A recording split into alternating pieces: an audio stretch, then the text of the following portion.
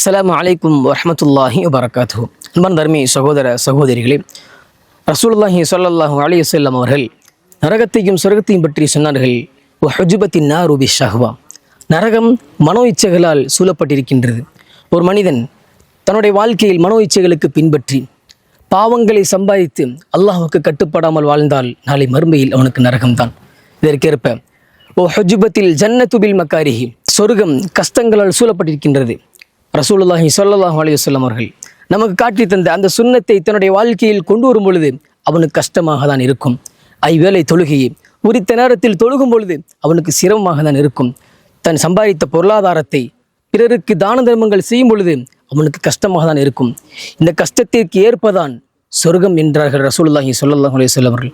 அந்த அடிப்படையில் மனோ இச்சைகளுக்கு கட்டுப்படாமல் ரசூலுல்லாஹி ஸல்லல்லாஹு அலைஹி வஸல்லம் காட்டி தந்த அந்த சுன்னத்தை நம்முடைய வாழ்க்கையில் பற்றி பிடிப்போமாக.